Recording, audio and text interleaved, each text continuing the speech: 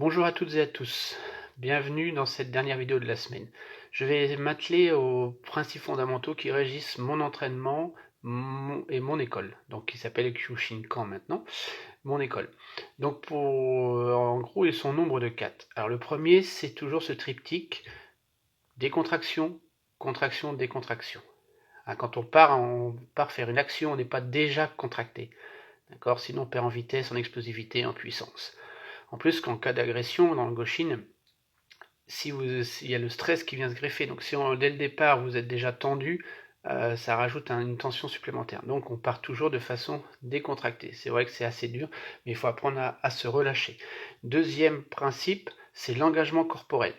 Alors l'engagement corporel, c'est-à-dire que c'est tout le corps qui participe à l'action. C'est pas seulement, par exemple, quand vous donnez un coup de poing, c'est pas seulement le poing ou le bras qui actionne la frappe, c'est l'engagement de tout le corps, ce qui va permettre notamment pour les petits gabarits d'avoir une puissance, hein, et d'avoir l'engagement de tout le corps est connecté avec le sol.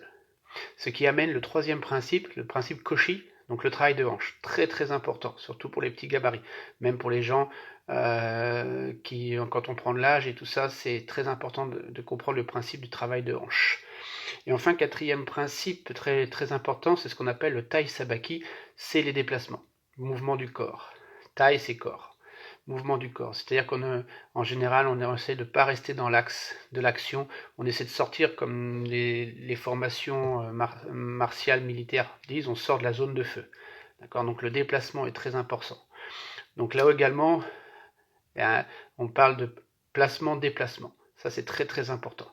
Donc je répète les 4 principes fondamentaux. Donc on a la décontraction, contraction, décontraction, l'engagement du corps, le travail de la hanche, le déplacement et le déplacement qui va avec placement. Maintenant, je voudrais parler de deux concepts martiaux qui font aussi partie de ma pensée martiale. Alors le premier correspond au nom de mon école, Kyushinkan, d'accord? École du vieux et du nouveau. Donc il y a un principe japonais qui dit On, Ko, Chi, Shin. Alors je le noterai sur le commentaire. Alors On, Chi, Shin, ça veut dire tout simplement étudier l'ancien pour connaître le moderne, le nouveau. D'accord? Donc on en revient à connaître le vieux, la tradition, pour connaître le nouveau. Mais avec toujours cette idée de l'adapter aux situations modernes. Donc voilà, un principe fondamental, étudier l'ancien pour connaître le nouveau. C'est un peu comme dans la vie de tous les jours. On connaît l'histoire pour savoir comment réagir, comment ça va se passer. C'est ça. Enfin, un dernier principe qui est assez important pour moi, parce que c'est le cheminement que je suis, c'est le concept de shu-a-ri, ou ri, parce qu'il n'y a pas de R en japonais. Shu-a-ri. Alors, shu-a-ri, c'est quoi? C'est les 3 étapes de l'apprentissage. Alors, vous, à votre stade, vous êtes au premier stade, c'est-à-dire au stade shu. Le stade shu, c'est un peu le stade d'obéissance, le stade de protection. C'est-à-dire que là, vous êtes en mode apprentissage. Apprentissage. Vous apprenez les bases, vous apprenez la tradition, vous apprenez les techniques. La deuxième phase, c'est la phase A. Donc la phase A, c'est commencer, c'est à peu près vers le premier, deuxième dan dans ceinture noire. C'est là où vous commencez à vous approprier vraiment la pratique qu'on vous a enseignée, d'accord? Vous commencez à réfléchir, entre guillemets, par vous-même, à trouver des nouvelles choses, à comprendre certains aspects. Vous n'êtes plus forcément dans la robotisation, d'accord? Et enfin, il y a le troisième stade de l'apprentissage, dans lequel je pense commencer à me trouver, c'est la phase RI ou LI. Donc ça, c'est la phase, c'est se séparer. C'est-à-dire qu'avec tous les enseignements qu'on a reçus, on se les est imprégnés et on va les ressortir, mais à notre façon en fait.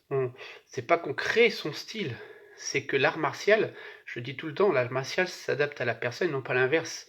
2 personnes peuvent très bien avoir le même enseignement et le ressortir de façon très différente. Donc moi, avec les nombreuses années de pratique, de discipline, etc., j'ai mon propre art martial.